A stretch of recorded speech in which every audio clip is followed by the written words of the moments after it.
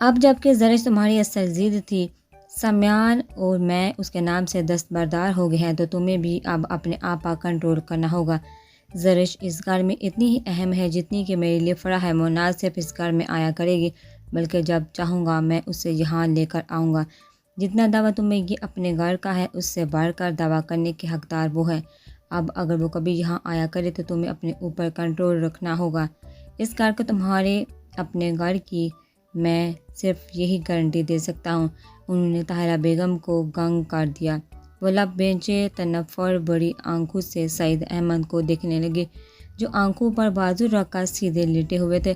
مجھے صرف یہی کہنا تھا، اب میں سونا چاہتا ہوں۔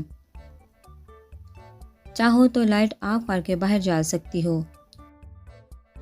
انہوں نے ایک پال میں طاہرہ بیگم کا اصل مقام یاد دلایا تھا۔ طاہرہ بیگم کے اندر موجود عورت چیخ اٹھی، اپنی اس درجہ توہین پر بلبلا اٹھی۔ ایک لمحے تو جی چاہا آنکھوں پر بازو رکھے لیٹے وجود کا گریبان پکڑ کر چیخ چیخ کر کہے وہ اسے اتنی کڑی سزا کیوں دے رہے ہیں، لیکن وہ ضبط کر گئی۔ ان کے اندر کی عورت بلک اٹھی، لیکن انہوں نے اندر کے شور کو باہر آنے سے روک دیا۔ تم اب بھی جیت گئے سعید احمد، مگر کب تک جیتے رہو گے؟ میں ایک بار ہاری تھی، صرف ایک بار ایک جرم کیا تھا اور تم نے اس جرم کو میری عمر بھر کا روگ بنا دیا۔ پل پل مری ہوں میں تو جیتے تم بھی نہیں، اور اب میری اولاد کو میرے سامنے لا کر کھڑا کیا ہے۔ خدا سمجھے تمہیں۔ لائٹ آف کر کے وہ دوبارہ بستر کے کنارے پر آ ٹکی تھی۔ رضا، تم کالج جاتے ہوئے رمشا کو بھی اس کے کالج چھوڑ دینا۔ آج مجھے لیٹ جانا ہے اس لیے میں نہیں جا سکوں گا۔ ناشتے کی ٹیبل کے گرد وہ تینوں بیٹھے ہوئے تھے۔ امی کچن میں تھی جبکہ حمید صاحب کے دوسری طرف رمشا بھی موجود تھی۔ وہ روزانہ حمید صاحب کے ساتھ کالج جاتی تھی۔ رضا کے پاس اپنی بائک تھی۔ ابو کے اس حکم پر اس کا حلق کروا ہو گیا۔ ایک غصہ بڑی نگاہ رمشا پر ڈالی جو خود بھی ایک لمحے کو چونکی تھی مگر پھر ناشتے میں جت گئی۔ تمہارے راستے پر ہی پڑتا ہے اسے کالج چھوڑتے ہوئے چلے جانا۔ ناشتے کے ساتھ ساتھ اخبار کا مطالعہ کرتے ہوئے انہوں نے کہا، جی اچھا رضا، حمید کو اگر کسی کا ڈر یا خوف تھا تو وہ حمید صاحب ہی تھے۔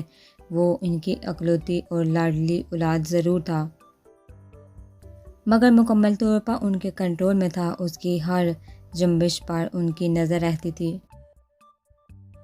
حمید صاحب ان والدین میں سے تھے جو کھلاؤ، سونے کا نمالہ اور دیکھو شیر کی نظر کے نظریے پر عمل کرتے تھے۔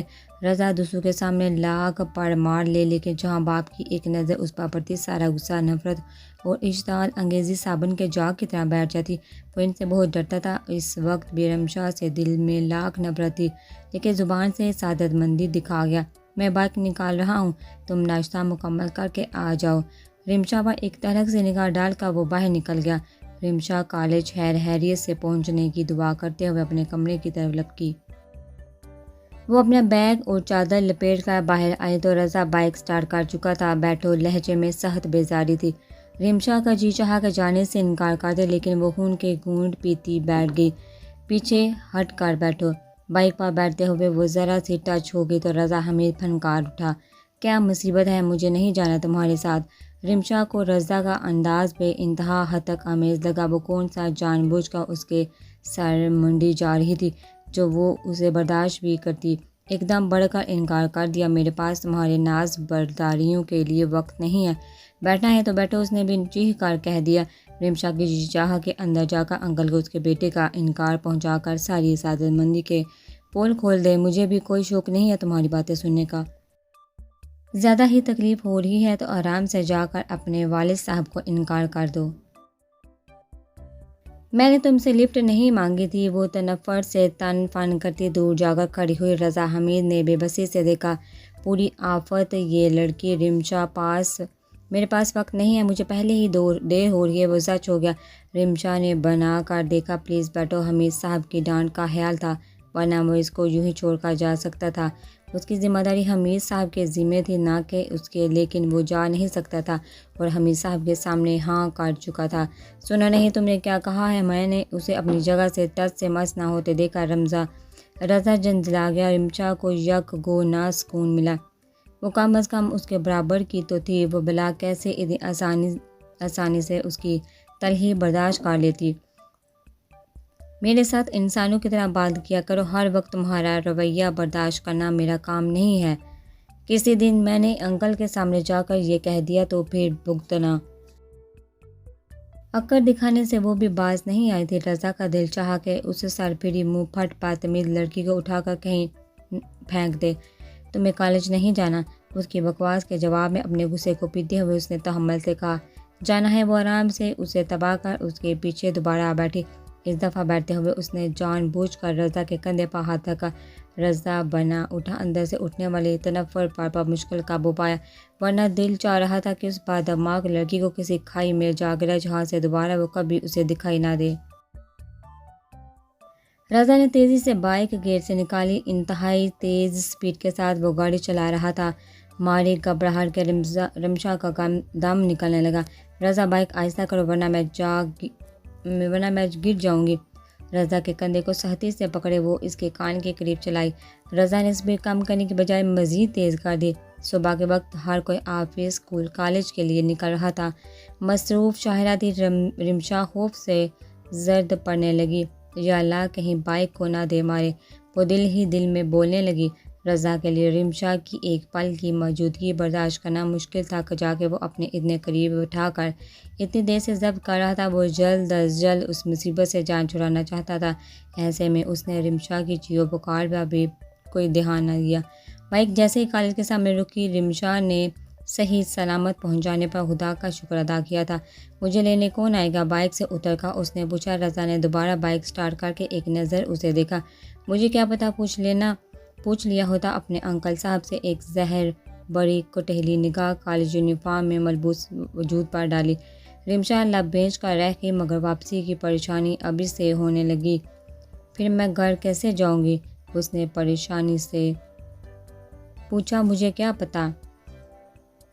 رضا کو خود دیر ہو رہی تھی۔ رمشا کی پریشانی باعث آزار محسوس ہو رہی تھی۔ قطعی لہجے میں کہہ دیا، روز تو انکل کے ساتھ ہی واپس جاتی ہو، مگر آج وہ واپسی پر اکیلی جانے کے حال سے ہی پریشان ہو اٹھی۔ انہوں نے مجھے صرف چھوڑنے کا کہا تھا، جو میں نے کر دیا۔ تم واپس کس طرح جاتی ہو؟ یہ تمہارا درد سر ہے، میرا نہیں۔ وہ سر جھٹکتے زد سے گاڑی بھگا کر لے گیا۔ رمشا جاتی ہوئی بائک کی دھول دیکھتے ہوئے لب بھیج کر رہ گئی۔ ایک دفعہ میں گھر پہنچ جاؤں، پھر دیکھنا انکل سے تمہاری کیسے چامت بلواتی ہوں۔ اس کی انتقامی حس پھر سے بیدار ہونے لگی۔ وہ کلستے اور اسے کوسنوں سے نوازتے گیٹ کراس کر گئی۔ چھٹی کا دن تھا، سب گھر پر ہی تھے۔ صبح ناشتہ بھی سب نے دیر سے کیا تھا۔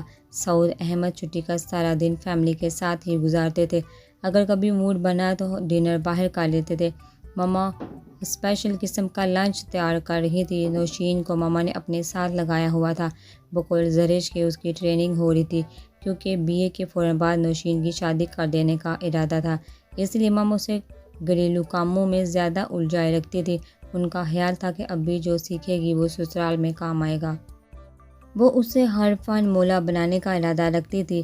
زرش کو اس معاملے میں چھوٹ دی، کھانے کے نام پر وہ چائے اچھی بنا سکتی تھی، باقی کام وہ مما کی مدد سے ہی کر سکتی تھی۔ اکیلے تو کچھ بھی کرنا نہیں آتا تھا، پھر وہ کچھ لاپرواہ بھی تھی۔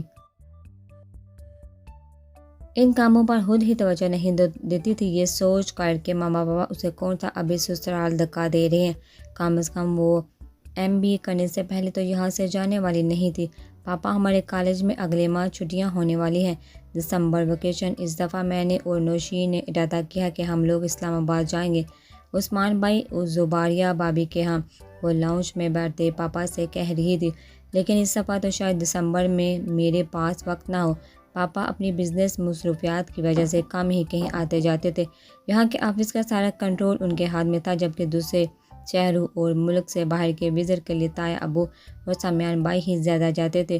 دونوں بھائیوں نے گھر علیحدہ ضرور کیے تھے، دل نہیں، اور جب دلوں میں وسعت ہو تو بزنس ایک ہو یا علیحدہ علیحدہ فرق نہیں پڑتا۔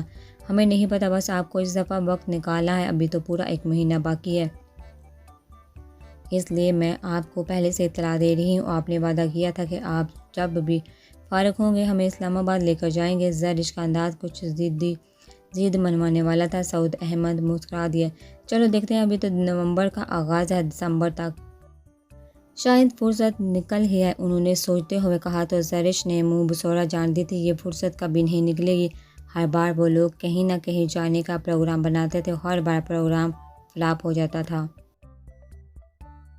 اب بھی وہ سعود احمد سے مزید اس موضوع پر بات کرنے کا ارادہ رکھتی تھی کہ ٹیلی فون کی گھنٹی باز اٹھی۔ السلام علیکم، CLI پر جگمگاتا نمبر دیکھا اس نے فوراً کال ریسیو کی۔ وعلیکم السلام، کیسی ہو زرش؟ دوسری طرف ستارہ آپی تھی۔ زرش کھلکھلائی، A1، آپ سنائیے، آنٹی، انکل اور بھائی صاحب کیسے ہیں؟ سب ٹھیک ہے۔ مومانی جان کہاں ہیں؟ مما اور نوشین کچن میں ہیں، آج مما اسپیشل لنچ تیار کروا رہی ہیں، اسی لیے وہ دونوں وہاں مصروف ہیں، اس نے مسکرا کر بتایا۔ ستارہ بھی ہنس دی۔ عفان بھائی کیسے ہیں؟ ان سے کہیں ان کا پردہ ایک بندی سے ہے، کبھی ہم سے بھی ہیلو ہائی کا لیا کرے۔ ہیلو ہائی کا تو میں کچھ نہیں کہہ سکتی، البتہ وہ خود یہی ہیں، یہ لو بات کر لو اس سے۔ ستارہ نے ریسیور عفان بھائی کی طرف منتقل کیا۔ السلام علیکم، کیسی ہو زری؟ آپ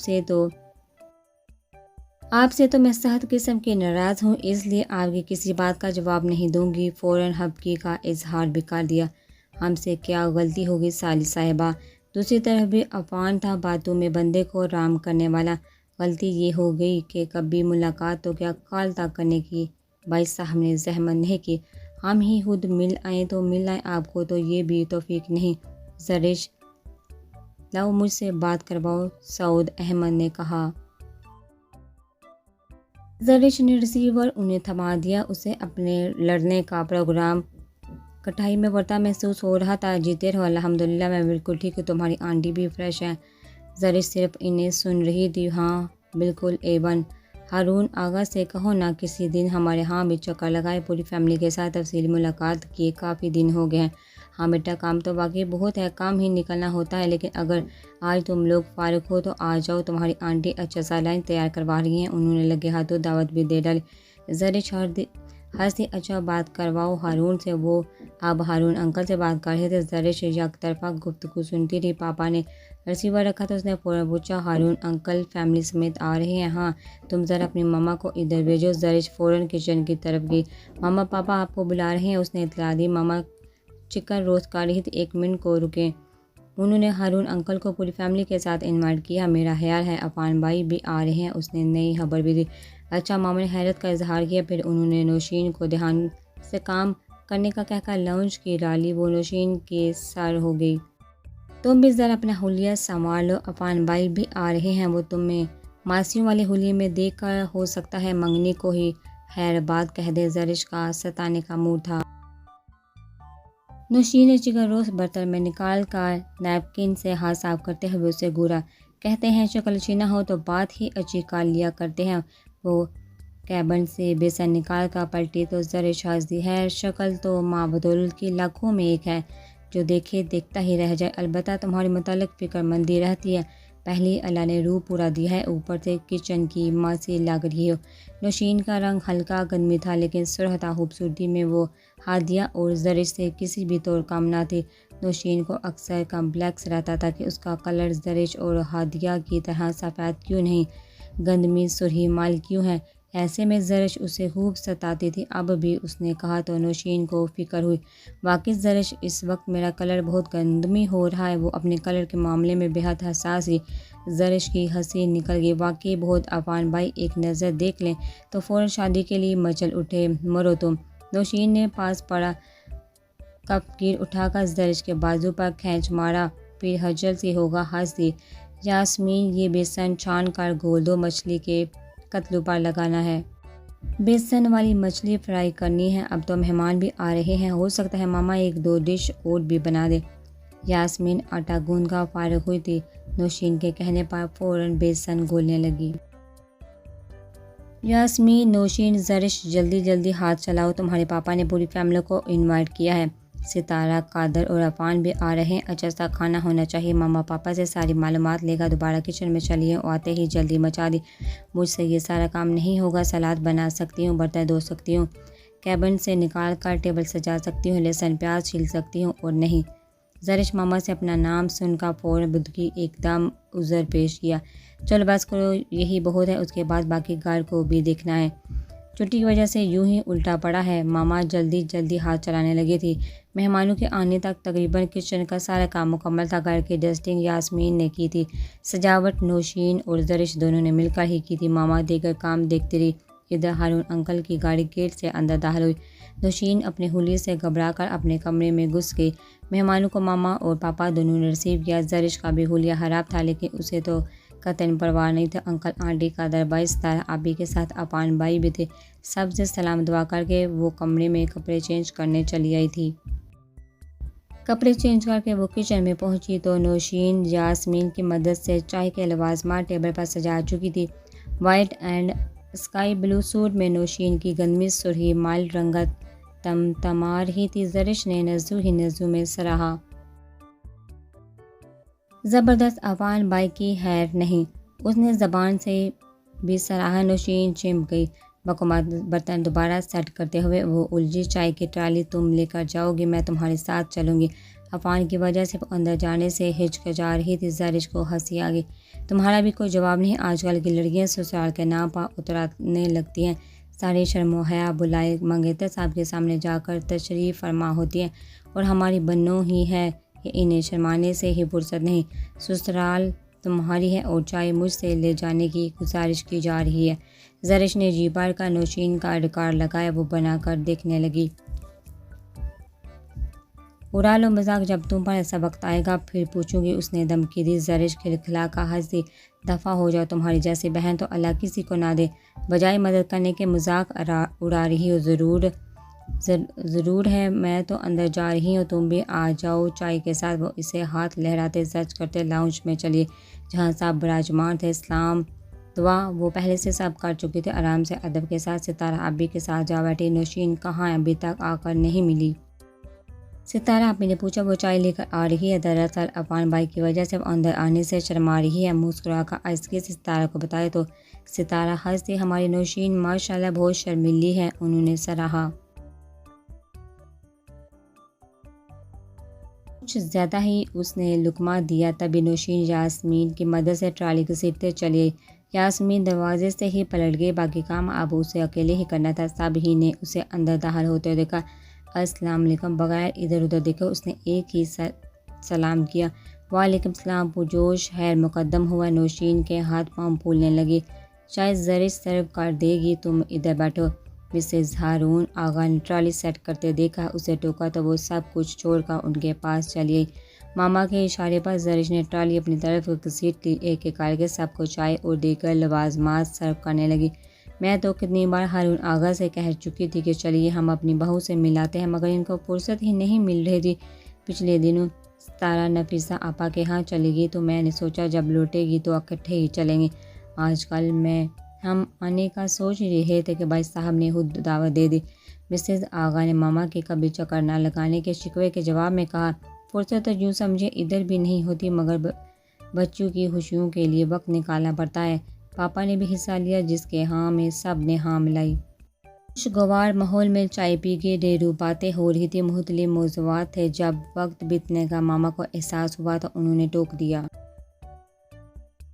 نوشین، زرش بیٹا جلدی سے کھانا لگا دو، سب کو بھوک لگی ہوگی، 4 بج رہے ہیں۔ اوپر کا کھانا تو کسی نے بھی نہیں کھایا ہوگا، دوپہر کا کھانا تو کسی نے بھی نہیں کھایا ہوگا۔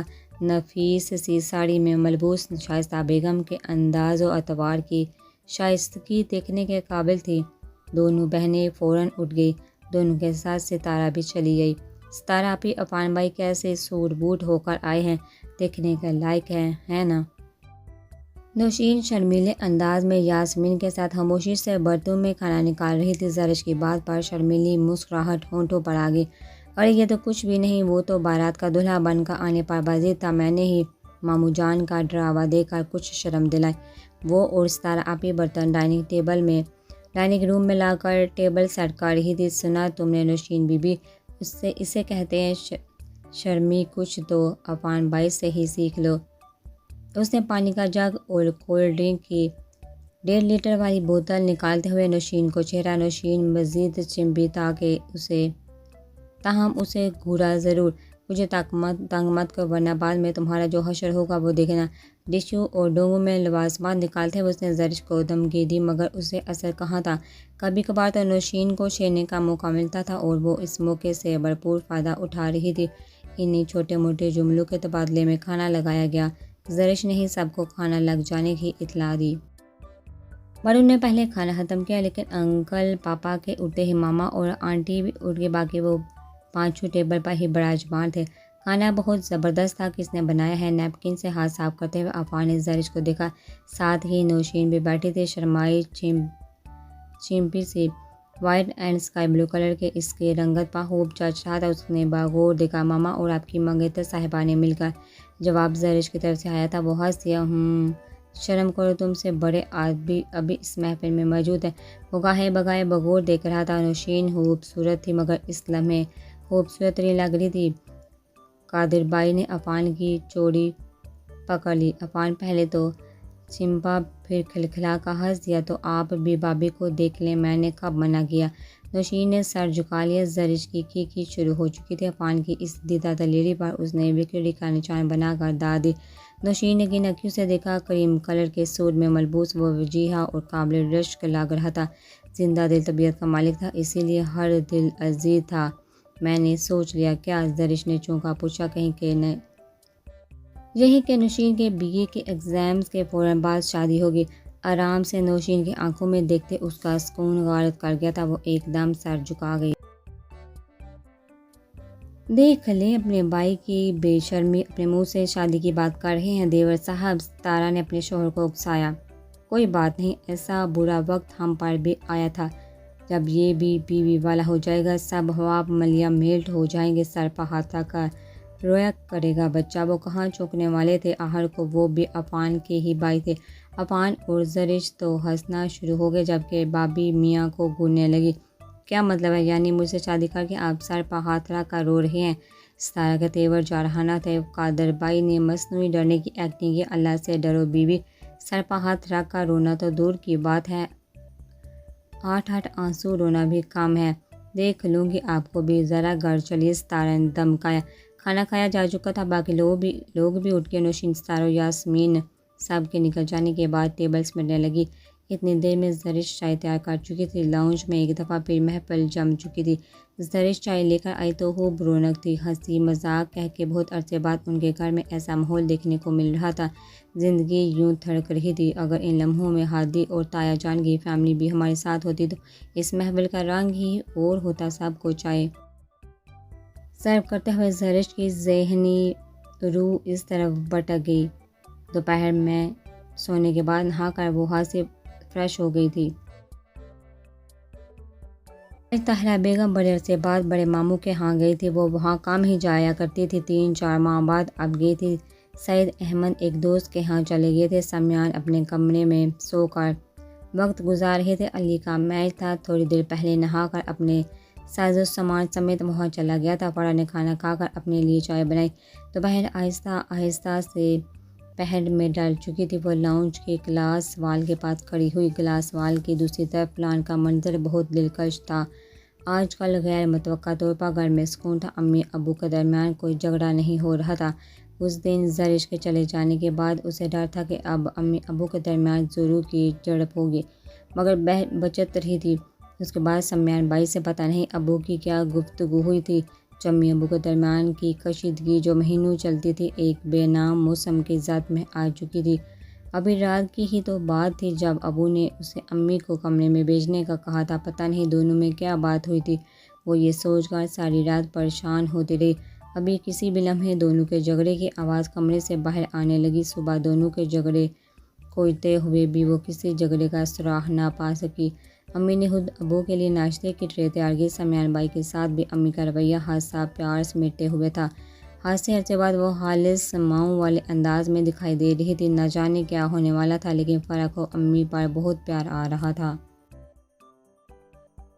اپنے گھر کا یہ سکون بہت فرد بخش محسوس ہو رہا تھا۔ خاصا مسرور سا وہ سوچوں میں غرق چائے کی سپ لے رہی تھی جب صرف ہاتھ بھر کے فاصلے پر رکھے ٹیلی فون اسٹینڈ کی بیل چیخ اٹھی۔ فرح نے بغیر دیکھے ریسیور اٹھا لیا۔ ہیلو، چائے کا خالی مگ پاس پڑی تپائی پر رکھ دیا۔ السلام علیکم آگے بڑھ کر وہ صوفے پر ٹکی۔ وعلیکم السلام انجانی مردانہ آواز دی۔ وہ چونکی فرا تم فرا ہونا دوسری طرف بےتابی سے کہا گیا تھا۔ وہ الجھی جی مگر آپ وہ اٹک گئی۔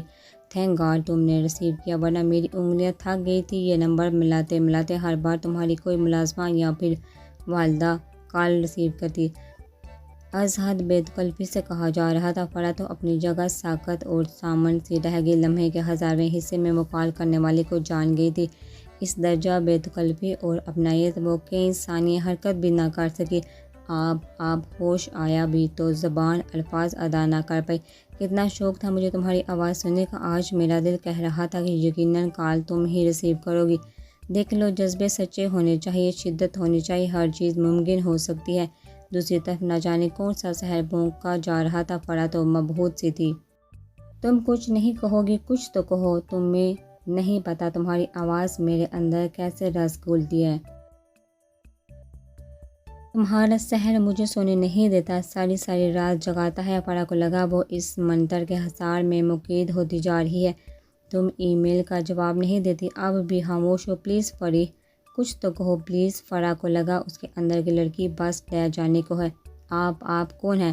وہ بولی بھی تو کیا محبت کرتا ہوں تم سے، اور محبت کی کوئی ذات نہیں ہوتی، کوئی نام نہیں ہوتا، محبوب کا کسی حسب نسب سے تعلق نہیں ہوتا، بس سرتاپا عشق ہوتا ہے۔ اور بس دوسری طرف وہ نہ جانے کس انداز میں بات کر رہا تھا۔ فرا کو کے اعصاب ساتھ چھوڑتے ہوئے محسوس ہوئے۔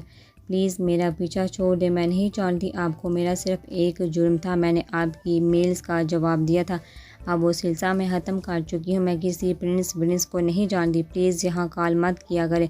فرا کی آواز بھیگ چکی تھی۔ فرا دوسری طرف اس کی آواز کا بھیگا پن بڑی شدت کے ساتھ محسوس کیا گیا تھا۔ فرا رو دی۔ پلیز التجا کرتی ہوں آپ سے، میں عزت دار ماں باپ کی بیٹی اور بھائیوں کی بہن ہوں، آپ جو بھی ہیں، آپ کا جو بھی مقصد ہے، پلیز مجھے معاف کر دیں، میرا پیچھا چھوڑ دیں۔ آپ کو کیا پتہ آپ کی میلز اور کالز مجھے کس قدر تکلیف سے دوچار کرتی ہیں، مجھے اپنا آپ مجرم لگنے لگتا ہے۔ وہ سسک اٹھی۔ پلیز یہاں کال مت کیا کریں پلیز۔ اس نے ریسیور رکھ دیا اور گھٹنوں میں منہ چھپا کر پھوٹ پھوٹ کر رو دی۔ کون ہے یہ آخر کون ہے؟ اس کا ذہن الجھ کر دماغ کی نسیں پھٹنے کو تھی۔ کیا واقعی وہ محبت کرتا ہے مجھ سے؟ کیا واقعی یا پھر کھیل ہے؟ وہ ادھر سوچنے پر مجبور ہو گئے تھے۔ یا اللہ، وہ کسک اٹھی، یا اللہ تو جانتا ہے میں بے قصور ہوں، میں نے جب محسوس کیا کہ اب معاملہ غلط ہے تو میں نے قدم پیچھے کر لیے، تو مجھے رسوا نہ کرنا۔ میرے بھائی، میرے والدین مجھ پر بہت اعتماد کرتے ہیں، مجھے اپنے قدموں پر مضبوط رکھنا، یا اللہ۔ وہ پھوٹ پھوٹ کر رو دی۔ بابی اپنے میکے گئی ہوئی تھی۔ صبح نبیل بھائی آفس چلے گئے تھے تو گھر میں وہ اور اماں تنہا رہ گئی۔ بابی ہوتی تھی تو گڑیا کی وجہ سے گھر میں کافی رونق رہتی تھی۔ آج کل نویرہ کو گھر کاٹ کھانے کو دوڑتا تھا۔ گھر کی صفائی ستھرائی کے بعد وہ سارا دن ادھر سے ادھر بلائی پھرتی رہتی تھی۔ بابی کو گئے 3 دن ہو گئے تھے، وہ اس روٹین سے اکتا گئی تھی۔ وہ بہت ہنگامہ پرور لڑکی نہیں تھی مگر اتنی کام کو اور اپنی ذات میں مگر رہنے والی بھی نہ تھی۔ اس وقت بھی اکتاہٹ اور بیزاری سے لبریز وہ قالین پر لیٹی میگزین کے ورق گردانی کر رہی تھی۔ تھوڑی دیر پہلے نہائی تھی۔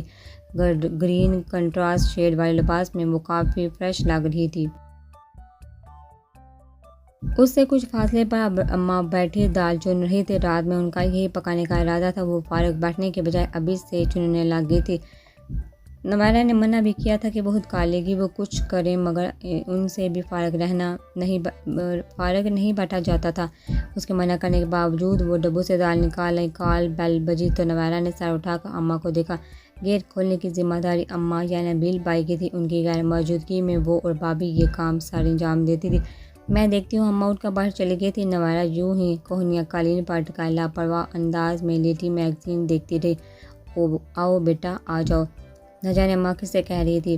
نویرہ نے سر اٹھا کر جائزہ لینا چاہا۔ اس کا خیال تھا کہ نبیل بھائی ہوں گے، مگر اماں کے ساتھ فاروق نواز اور اس کے پیچھے شارق زمان کو دیکھا وہ ایک دم سیدھی ہو کر اٹھ بیٹھ گئی۔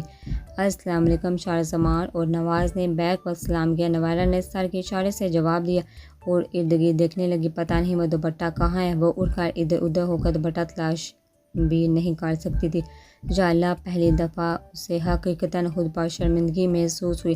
نہانے کے بعد وہ یوں ہی کمرے سے نکل آئی تھی۔ گھر میں اس وقت کوئی مرد تو تھا نہیں کہ اسے دوپٹے کا دھیان رہتا، اور اب یہ مصیبت!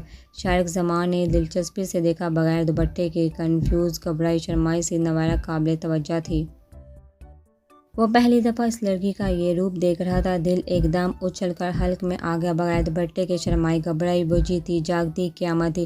شارق زمان کیا نواز بھی اس کا یہ روپ دیکھ کر ایک لمحے کو دنگ رہ گیا۔ وہ ان کے سامنے ہمیشہ سرپا اچھی طرح دوپٹہ جمائے بڑے وقار انداز میں آتی تھی کہ نظر بے باکی سے اٹھنے کی بجائے خود بخود احترام سے جھک جائے، مگر آج نواز فاروق کے دل نے دوسری نظر ڈالنے کو اکسایا، مگر وہ دل کو ڈپٹ کر احتراماً صوفے کی طرف بڑھا، جبکہ شارق زمان ابھی بھی اس پر نظر جمائے ہوئے تھا، جیسے نظریں اس وجود کی حشر سامانیوں میں ہٹنے کو انکاری ہو گئی ہوں۔ میں سوچ رہا ہوں، ایک پاک دامن عورت کسے کہتے ہیں؟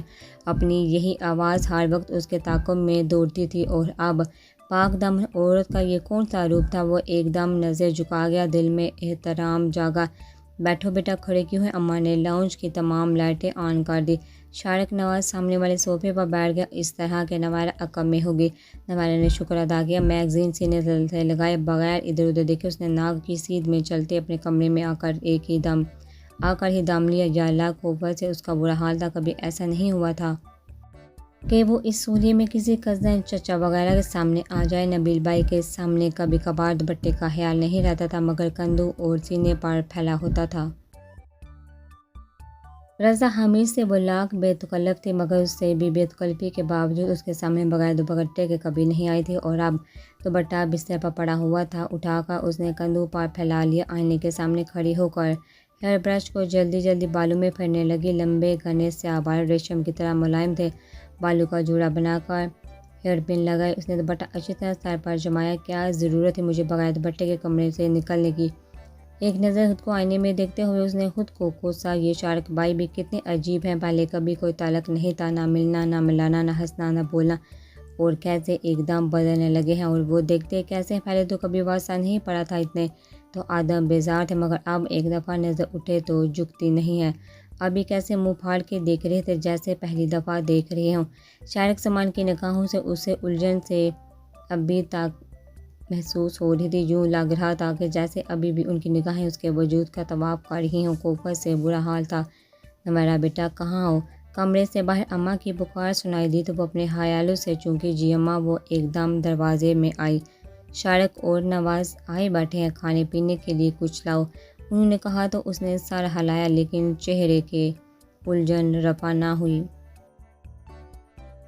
یہ دونوں کیوں آئے ہیں؟ خیریت ہے نا؟ نواز تو خیر منگنی کے بعد دوسری دفعہ ان کے گھر آیا تھا، لیکن شارق زمان بھی منگنی والے دن ہی مہمان بن کر آیا تھا۔ یہ کہہ رہے تھے کہ نبیل نے دونوں کو بلوایا ہے، شاید کوئی کاروباری کام ہے، بس نبیل بھی پہنچ رہا ہوگا۔ کھانے کے لیے میں نے پوچھا ہے، منع کر رہے ہیں؟ چائے وغیرہ لے آؤ، میں ادھر ہی ہوں۔ اماں جلدی سے ہدایت دیتی پلٹ گئے کچن میں۔ آ کر اس نے چائے کا برتن رکھا، فریج میں کافی کچھ محفوظ تھا۔ دوپہر میں اس نے کباب بنائے تھے، سموسے بھی تھے، اس کے علاوہ کیک اور کٹلس بھی تھے۔ سب کچھ نکال کر اس نے اوون میں گرم کیا۔ نیمکو، بسکٹ، کیک، کباب، سموسے اور کٹلس وغیرہ سے ٹیبل ٹرالی سجا کر وہ چائے کی طرف پلٹی جو ان کو گرم کرنے کے دوران بنا چکی تھی۔ ٹرالی سلیقے اور طریقے سے سجا کر وہ ادھر ہی چلی آئی۔ دونوں اماں سے باتیں کر رہے تھے۔ وہ کمرے میں داخل ہوئی تو گفتگو کا تسلسل ٹوٹا۔ چائے بنا کر اس نے باری باری دونوں کو دی۔ شکریہ۔ نواز نے تو یوں ہی کپ تھام لیا، جبکہ نواز نے شکریہ کہا۔ نوائرہ پتہ تو کرو، نبیل ابھی کب تک آ جائے گا؟ اماں کو چائے کا کپ تھمایا تو انہوں نے کہا۔ وہ سر ہلا کر ٹیلی فون اسٹینڈ کی طرف چلی آئی۔ شارق زمان نے دیکھا وہ نمبر ملا رہے تھے۔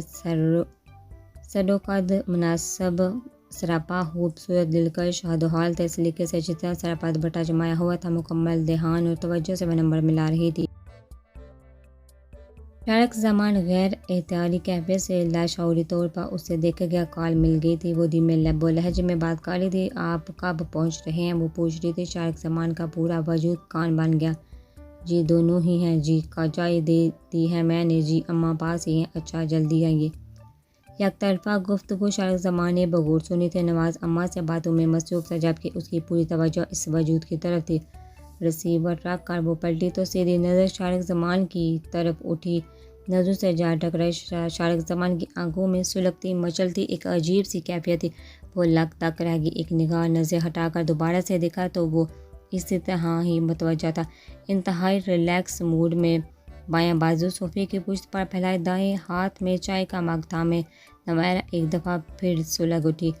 گرین لباس میں اس کی خوبصورت رنگت بہت نمایاں تھی، بلکہ کندن کی طرح دمک رہی تھی۔ اس نے انتہائی ناگواری سے شارق زمان کی نگاہوں میں دیکھا۔ نوائرہ کی آنکھوں کی برہمی بہت نمایاں تھی۔ شارق زمان نگاہ پھیر گیا۔ شارق زمان کی نگاہ پھیر لینے پر وہ مزید الجھی۔ یہ شارق بھائی ایسی حرکتیں کیوں کر رہے ہیں؟ ہو سکتا ہے یہ ان کا نارمل انداز ہو۔ میری ہی چھٹی حس غلط سمجھ رہی ہو۔ وہ الجھ کر خود کو ہی مورد الزام ٹھہرا گئی۔ اماں نبیل بھائی بس 5 منٹ میں پہنچ رہے ہیں، اس نے اماں کو بتایا تھا۔ اماں نے سر ہلایا۔ یقیناً نواز کی موجودگی میں نوائرہ کا اب بھلا کیا کام تھا؟ وہ باہر کی طرف لپکی۔ بیٹھو نوائرہ۔ شارق زمان اسے باہر نکلتے دیکھا ایک دم کہہ اٹھا۔ وہ چونک کر رکی۔ نہیں شارق بھائی، مجھے کچن میں کچھ کام ہے، آپ پلیز اماں سے باتیں کریں۔ شارق کا یوں روکنا اس سے حقیقت میں ناگوار گزرا تھا، تاہم لہجے پر قابو پا کر اس نے وہاں موجود سائڈ تپاہی پر رکھی دال کی ٹرے اٹھا کر کچن میں چلی آئی۔ شارق بھائی کی ان حرکتوں کا کیا مطلب ہے؟ آخر وہ کہنا کیا چاہتے ہیں؟ ٹرے سلپ پر پٹکتے وہ کتنی دیر تک ساکت کھڑی رہی۔ آخر مجھے شارق بھائی کی نظروں کی ناگواری بار بار اتنی شدت سے کیوں محسوس ہو رہی ہے؟ وہ اب سنجیدگی سے سوچ رہی تھی۔ وہ گزشتہ تمام ملاقاتیں یاد کرنے لگی۔ یہ ملاقات سلام دعا سے زیادہ نہ تھی، ایک آدھا نظر کے تبادلے کے سوا کچھ نہ تھا۔ اس لیے تو وہ لاشعوری طور پر شارق زمان کی کم گو شخصیت سے متاثر تھی۔ ان کے اندر کی تلخی کا راز جاننے کی جستجو سینے میں اکثر سر اٹھاتی تھی۔ ابھی کل ہی کی تو بات تھی کہ جب اس کے دل میں شارق زمان کے ہونٹوں پر مسکراہٹ بکھیرنے کی خواہش بھی ابھری تھی، اپنی خوشیاں اسے دے کر اس کے دکھ لے کر۔ مگر اب ہو سکتا ہے میرا وہم ہو، جس بات سے مجھے تکلیف پہنچ رہی ہو سکتا ہے وہ ان کی عادت ہو۔ میں کون ان کو گہرائی سے جانتی ہوں۔ اس نے پھر کوئی توجیہ نکال لی۔ تھوڑی دیر میں نبیل بھائی بھی پہنچ گئے۔ وہ ان دونوں کو لے کر اپنے کمرے میں چلے گئے اور اماں کچن میں چلی گئیں۔ تم کھانے پینے کا بندوبست کرو، ہو سکتا ہے نبیل انہیں کھانے پر روک لے۔ پھر تو دال چاول نہیں پکاؤ، کوئی اور چیز بنا لیتی ہوں۔ یہ بھی اچھا ہے، ساتھ میں دال چاول بھی پکا لو۔ صبح نبیل ہاتھ طور پر کہہ کر گیا تھا کہ کتنے دن ہو گئے دال چاول کھائے ہوئے، اماں نے کہا تو وہ سر ہلا کر فریج کی طرف بڑھی۔ فریج میں چکن بھی تھا اور چھوٹا گوشت بھی۔ وہ سوچنے لگی کہ تھوڑے سے وقت میں آرام سے کون سی چیز بن سکتی ہے۔ پھر کچھ سوچ کر اس نے دونوں گوشت نکال لیے۔ دال گوشت کے ساتھ اس نے روٹیاں بنا لی، البتہ چکن پلاؤ ساتھ ضرور بنایا تھا۔ سلاد، رائتا، میٹھے میں کسٹرڈ بنا لیا۔ جلدی میں وہ صرف یہی کر سکتی تھی۔ دوپہر ڈال چکی تھی۔ کھانا ٹیبل پر لگا کر اس نے اماں کو اندر بھیجا تاکہ وہ ان کو کھانے پر بلا لے۔ وہ پانی کا جگ بھر کر ٹیبل پر لائی۔ جب اماں کے ساتھ وہ تینوں آگے، اتنا اہتمام ہم مہمان تھوڑی ہیں، آپ نے تو چچی اماں تکلف کر ڈالا۔ نواز ٹیبل دیکھ کر کہہ رہا تھا۔ اماں ہنس دی۔ ابھی کہاں اہتمام کیا ہے نوائرہ جلدی میں صرف یہی بنا سکی۔ وہ ایک طرف کھڑی اماں کی باتوں پر مسکرا دی تو وہ لوگ بیٹھ گئے۔ چکن پلاؤ، دال گوشت، زبردست، مزہ آ گیا۔ دال چاول کے ساتھ گوشت نبیل بھائی کی محبوب غذا تھی۔ ڈونگے سے ڈھکن اٹھا کر وہ ہوش ہو رہے تھے۔ ہماری نوائرہ سے اچھا دال گوشت اور چکن پلاؤ کوئی اور بنا ہی نہیں سکتا، نبیل بھائی بڑے شارق اور نواز کے لیے کھانا نکالتے ہوئے بتا رہا تھا۔ آؤ نوائرہ، ادھر کیوں کھڑی ہو، بیٹھ کر کھانا کھاؤ۔ ایک تو نواز فاروق کی موجودگی بھی شارق کی وجہ سے وہ انکار کر گئی۔ میں کھا چکی ہوں، پلیز آپ لوگ کھائیں، اس نے سلیقے سے معذرت کی۔ شارق زمان نے سر اٹھا کر دیکھا۔ تم ہمارے ساتھ کھانا نہیں چاہتی یا پھر نواز کی موجودگی میں پرہیزگاری ہو؟ بظاہر مذاق تھا، جیسا کوئی بھی کزن کرتا ہے، مگر نوائرہ کو اماں اور نبیل بھائی کی موجودگی میں بالکل بھی اچھا نہیں لگا۔ ایسی تو کوئی بات نہیں، اسے کچھ تو کہنا ہی تھا۔ نواز اس کی طرف دیکھا، مسکرا دیا۔ ہمارے بزرگوں ادب و لحاظ رکھنے والے ہیں، چاہے وہ نواز ہو یا پھر نوائرہ۔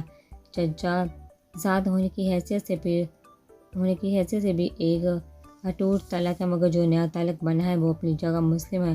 اماں نے بھی شارق کی بات کا جواب دیا۔ وہ ایک لحظت کو لاجواب ہو گیا۔ پھر تو دونوں کو پردے میں بٹھا دینا چاہیے آپ کو، مسکرا کر وہ پھر کہہ رہا تھا، اماں کے ساتھ نبیل بھی ہنس دیا۔ اب ایسی بھی بات نہیں، منگیتر سے بڑھ کر یہ دونوں کزن ہیں۔